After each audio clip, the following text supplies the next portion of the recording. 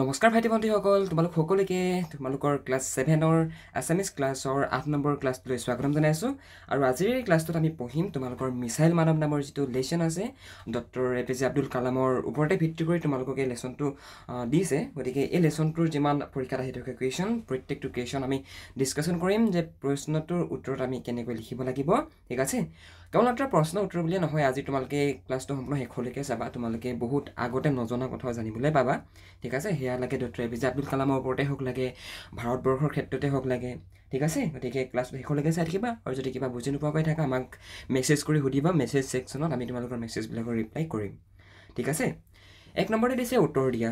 উত্তৰ দিয়া বুলি ক'লে বুজি পোৱাই, প্ৰত্যেকটো লেচনতেই তোমালোকক এনেকুৱা ধৰণে দিয়ে উত্তৰ দিয়া বুলি, নহয় জানো। 1 নম্বৰ কুৱেশ্যনটোৱে হৈছে যে কি মিছাইল মানৱ নামেৰে কাক জনা যায়? মিছাইল মানৱ বুলি কোন খ্যাত? পাঠটোত আমি পঢ়িলে কি গম পাওঁ? পাঠটো আমি পঢ়িলে গম পাওঁ যে কি ডক্টৰ APJ আব্দুল কালাম ছাৰক, ঠিক আছে, আব্দুল কালামক মিছাইল মানৱ বুলি কোৱা হৈছে, নহয় জানো। পাঠটোত আমি সেইটো কথাকে পাইছোঁ।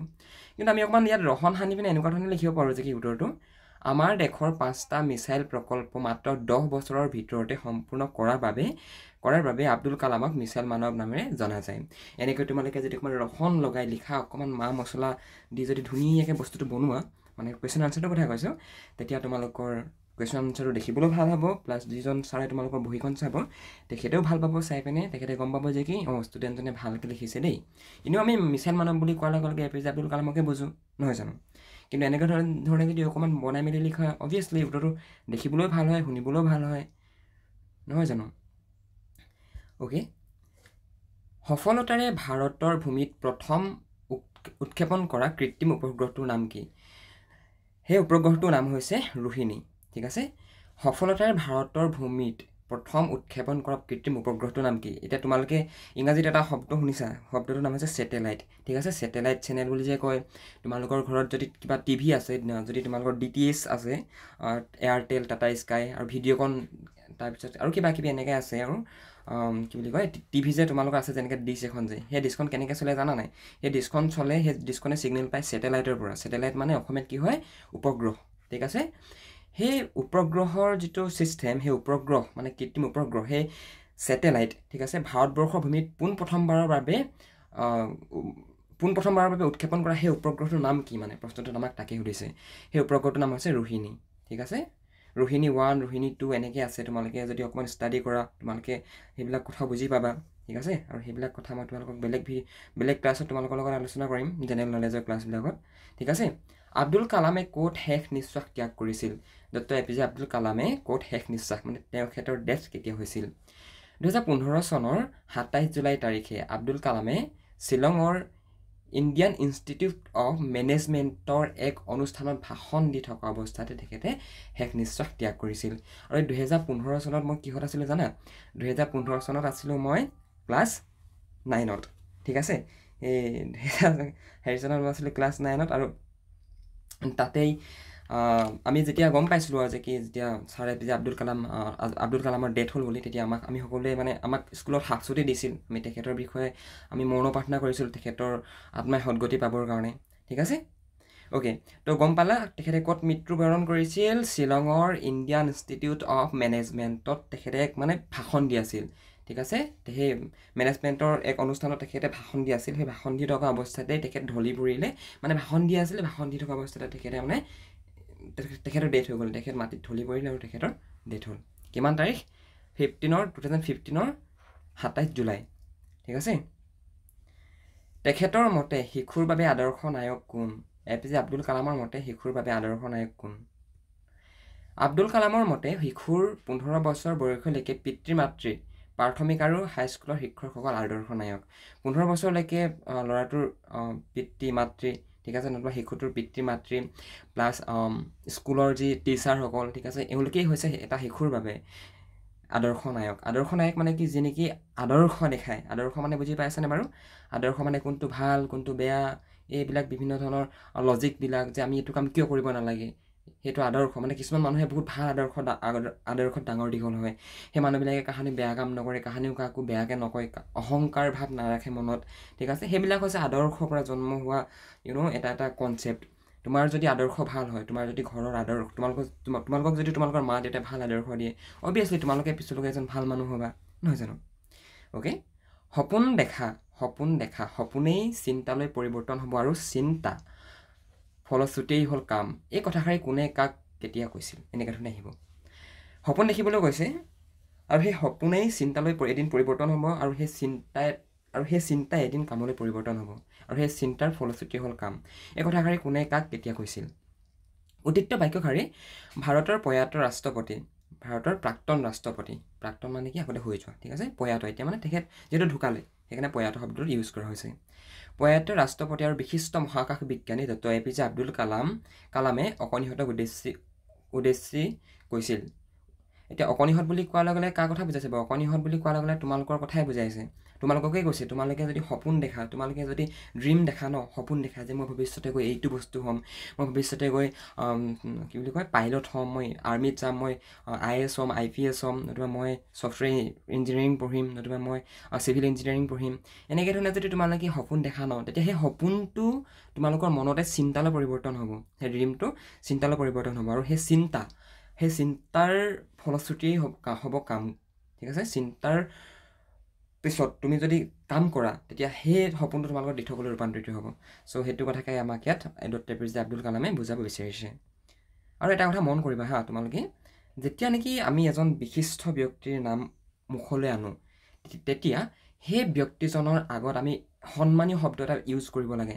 লাইক এতিয়া আব্দুল কালাম আমাৰ কি সমান সমনীয়া নেকি? আমি ডাইৰেক্ট যে আব্দুল কালাম বুলি মাতিম সেইটো কথা নহয়। তোমালোকে মাতিবা ডক্টৰ APJ আব্দুল কালাম নতুবা ছাৰ APJ আব্দুল কালাম, এনেকুৱা ধৰণে মাতিবা, ঠিক আছে? এইটো এটা বহুত ভাল টিপছ হয়।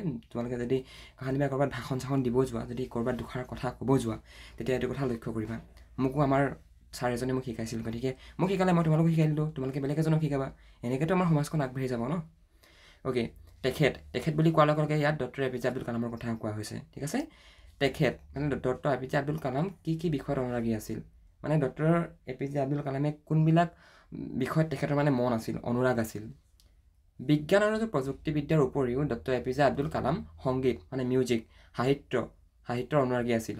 মিউজিক আৰু লিটাৰেচাৰ অনুৰাগী আছিল, মানে সংগীত আৰু সাহিত্য এই দুটা বস্তু ডক্টৰ APJ আব্দুল কালামে খুবেই বেছি ভাল পাইছিল, ঠিক আছে? আৰু তোমালোকে ইংৰাজী লিখোঁ বুলি ক'লেও পাৰা, অসমীয়া লিখোঁ বুলি ক'লেও পাৰা, ঠিক আছে? তো একো ডাঙৰ হেৰি নহয়, একো ডাঙৰ ইছ্যু নাই, ঠিক আছে? অ'কে বন্ধুসকল, নেক্সট মন কৰা, বিভিন্ন সমাজহিতকৰ কাম আৰু বিশেষকৈ বিদ্যাৰ্থীসকলৰ সতে মত বিনিময় কৰাটো আছিল ডক্টৰ APJ আব্দুল কালামৰ অন্যতম অনুৰাগ। মানে ডক্টৰ APJ আব্দুল কালামে বিভিন্ন ধৰণৰ যিবিলাক সমাজহিতকৰ কাম মানে কি ছ'চিয়েল ৱেলফেয়াৰ, কি বুলি কয় এইটো, ছ'চিয়েল ৱেলফেয়াৰ, এনেকৈ কিবা এটা কয়, ছ'চিয়েল ৱেলফেয়াৰৰ লগত জড়িত যিবিলাক কাম, মানে যিবিলাকে নেকি সমাজখনক আগুৱাই নিয়াত, সমাজখনৰ হিতৰ হকে কাম কৰে, তেনেকুৱা ধৰণৰ কামবিলাক কৰিবলৈও ডক্টৰ APJ আব্দুল কালামে খুবেই ভাল পাইছিল। আৰু তেখেতে সৰু সৰু ল'ৰা ছোৱালীবিলাকৰ লগত, মানে ডক্টৰ APJ আব্দুল কালামে সৰু সৰু শিক্ষাৰ্থীসকলৰ লগত, মানে বিদ্যাৰ্থীসকলৰ লগত তেখেতে মত বিনিময় কৰাটো, তেখেতে বিদ্যাৰ্থীসকলৰ কথা পতাটো খুবেই ভাল পাইছিল। আৰু তোমালোকে যদি ইউটিউবত চোৱা তেনেহ'লে গম পাবাই ডক্টৰ APJ আব্দুল কালামৰ ঢেৰ ইণ্টাৰভিউ আছে। ইণ্টাৰভিউ মানে কি, কনভাৰ্চেশ্যন, ঠিক আছে? আলোচনা আছে শিশুবিলাকৰ লগত, মই বহুত চাইছোঁ সেইবিলাক। মানে আগতে যেতিয়া লকডাউন দিছিলে ন, মই গোটেই ইউটিউবৰ পৰা গোটেই নলেজখিনি লৈ ল'লোঁ আৰু আব্দুল কালামক স্কুলীয়া জীৱনত কি ৰহস্যই প্ৰভাৱান্বিত কৰিছিল? প্ৰত্যেকৰ লাইফতে স্কুলীয়া জীৱনত এনেকুৱা এটা ঘটনা সংঘটিত হয় যিটো নেকি আমাৰ গোটেই লাইফটোৰ ওপৰত এটা প্ৰভাৱ বিস্তাৰ কৰে। গতিকে ডক্টৰ APJ আব্দুল কালামৰ জীৱনতো মানে কি ৰহস্যই প্ৰভাৱ বিস্তাৰ কৰিছিল? বাল্যকালৰ পৰাই আব্দুল কালাম ব্যক্তিত্বধৰ্মী, এইটো ভুলকৈ লিখিলে নিব, ঠিক আছে, ব্যক্তিত্বধৰ্মী আছিল। আকাশৰ বিশালতা আৰু উৰন্ত চৰাইজাকৰ ৰহস্যই তেখেতক স্কুলীয়া জীৱনৰ পৰাই প্ৰভাৱান্বিত কৰি আহিছিল নতুবা কৰিছিল। সেয়েহে প্ৰায় সাগৰৰ উপকূললৈ গৈ গংগা চিলনীবোৰে আকাশত উৰি ফুৰা নিৰীক্ষণ কৰিছিল। এইডোখৰতে তোমালোকক কথা এটা কওঁ হা, মই আমি মানে যেতিয়া এই কুৱেশ্যন আনচাৰবিলাক যে টাইপ কৰোঁ ন, মোবাইলতে হওক, লেপটপতে হওক, কি বুলি কয় টেবলেটতে হওক, তেতিয়া কিছুমান ৱৰ্ড মিষ্টেক হৈ যায়, ভুল হৈ যায়। গতিকে তোমালোকে কিন্তু সেইখিনি ভুল কৰি নেপেলাবা তোমালোকে নিজেও অকণমান আইডিয়াটো খটাবা যদি কিবা শব্দৰ স্পেলিং ভুল আছে বানান ভুল আছে তেনেহ'লে নিজে শুদ্ধ কৰি ল'বা ঠিক আছে সেইকণো চাবা আৰু মানে ইমানখিনি মানে কষ্ট কৰিছোঁ সকলোবিলাক শুদ্ধ কৰিবলৈও চেষ্টা কৰি আছোঁ কিন্তু কিছুমান মাজতে ভুল হৈ যায় আৰু কি কৰিবা okay doctor A P J Abdul কালামে কি কৰিছিলে এই উৰি ফুৰা চৰাইজাকৰ যিটো ৰহস্য যে চৰাই কেনেকৈ উৰে চৰাই দুখন পাখি আছে সেই দুখন পাখি মেলি মেলি কেনেকৈ উৰে বতাহত এই যিটো ৰহস্য নহয় এই ৰহস্যটোৱে তেখেতক খুবেই প্ৰভাৱিত কৰিছিল যে চৰাইজাকে আকাশত উৰে কেনেকৈ ঠিক আছে আমিতো মাটিতে চলোঁ অভিয়াছলি গ্ৰেভিটি মানে জানাই মধ্যাকৰ্ষণ শক্তিটো পৃথিৱীখনত প্ৰত্যেকডোখৰ ঠাইতে আছে পৃথিৱীৰ সেইটো কাৰণে আমি ওপৰলৈ কিবা এটা বস্তু দিলে তললৈ সৰি পৰে সেইকাৰণে আমি মাটিত খোজকাঢ়িব পাৰিছোঁ যদি মধ্যাকৰ্ষণ নাথাকিলে আমি ওপঙি ফুৰিলোহেঁতেন পানীত কি বুলি কয় পানীত বৰফ উপঙাৰ দৰে নহয় জানো গতিকে এ পি জে আব্দুল কালামে এইটো চিন্তা কৰিছিল যে কি কেলৈ কেনেকৈ চৰাইবিলাক আকাশত উৰিব পাৰে ঠিক আছে আৰু এইটো বস্তুৱে তেখেতৰ জীৱনৰ পৰৱৰ্তী পৰ্যায়টো খুবেই প্ৰভাৱিত কৰিছিল মনে প্ৰাণে ভাৰতক তেখেতে কি হোৱাটো বিচাৰিছিল doctor A P J Abdul কালামে মনে প্ৰাণে সকলো বিষয়তে আমাৰ দেশ এখন উন্নত আৰু শক্তিশালী দেশ হোৱাটো বিচাৰিছিল সেয়েহে যুৱ সমাজক দেশৰ ভৱিষ্যতৰ চালিকা শক্তি বুলি তেখেতে গণ্য কৰিছিল মানে doctor A P J Abdul কালামে বিচাৰিছিল যে কি প্ৰত্যেকটো বিষয়তে আমাৰ দেশ ভাৰতবৰ্ষ এখন উন্নত আৰু এখন শক্তিশালী দেশ হোৱাটো তেখেতে বিচাৰিছিল ধৰিব পাৰিছা আৰু সেইটো কাৰণে যিহেতু এখন দেশ কিমান আগলৈ যাব কিমান উন্নত হ'ব কিমান শক্তি হ'ব সেইটোত ভিত্তি কৰে দেশখনত থকা যুৱ প্ৰজন্মৰ ওপৰত তুমি মই যুৱ প্ৰজন্ম আমাৰ ওপৰতে আমাৰ দেশখন আছে মানে ঠিক আছে আমাৰ ওপৰতে নিৰ্ভৰশীল আমাৰ দেশখন গতিকে সেইটো কাৰণে যুৱ সমাজক তেখেতে ভৱিষ্যতৰ চালিকা শক্তি বুলি গণ্য কৰিছিল যুৱ সমাজক ঠিক আছে চ' আই থিংক ধৰিব পাৰিছা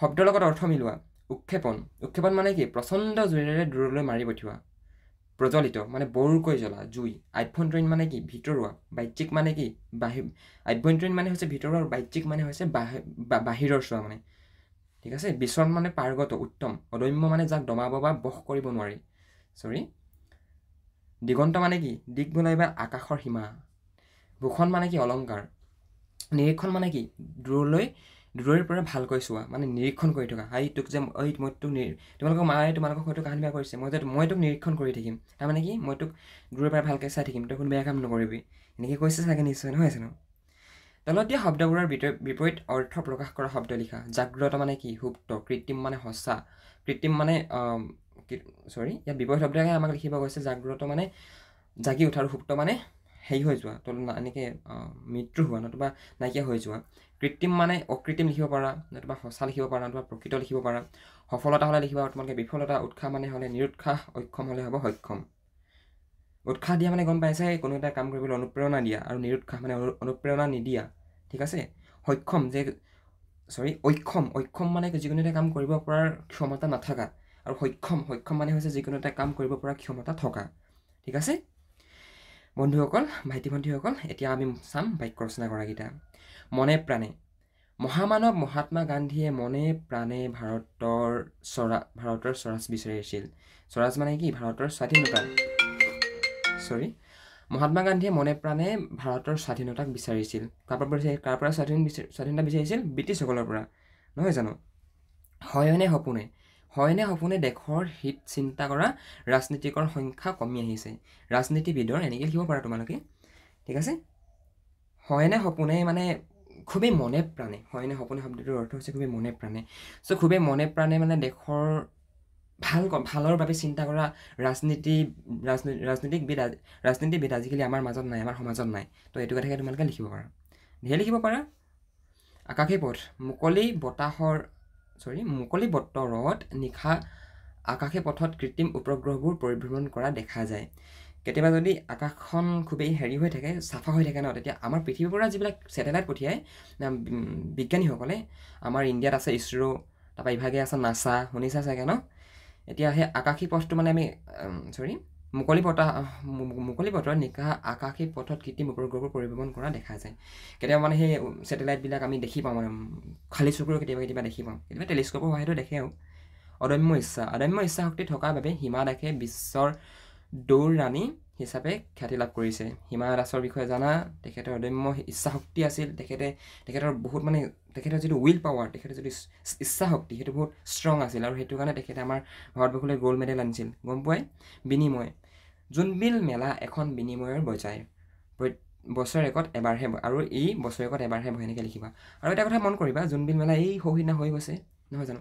এতিয়া চোৱা, হয়নে সপোনে এই শব্দবিলাকত যেতিয়া বাক্য ৰচনা কৰিবা ন, তলত আণ্ডাৰলাইন কৰি দিবা। আকাশী পথ দেখিছা, আকাশী পথ এনেকৈ তলত আণ্ডাৰলাইন কৰি দিবা, এনেকৈ আণ্ডাৰলাইন কৰি দিবা। য'ত মানে শব্দটো আহে ন, শব্দটোৰ তলত আণ্ডাৰলাইন কৰি দিবা। আণ্ডাৰলাইন যদি কৰি নিদিয়া তেনেহ'লে ভাল নেদেখাব, ঠিক আছে। চ' আই থিংক তোমালোকে বুজি পালা কথাবিলাক, আৰু যদি বুজি পালা তেতিয়াহ'লে আমাৰ বাকী কোৰ্চবিলাকো তোমালোকে চাবা। তোমালোকৰ কাৰণে আমি খুবেই সুলভ মূল্যত এভেইলেবল কৰাই দিছোঁ আমাৰ এপ্লিকেশ্যনত আলোচনা একাডেমিত, ঠিক আছে। চ' বাই বাই, বেলেগ এটা ক্লাছত লগ পাম।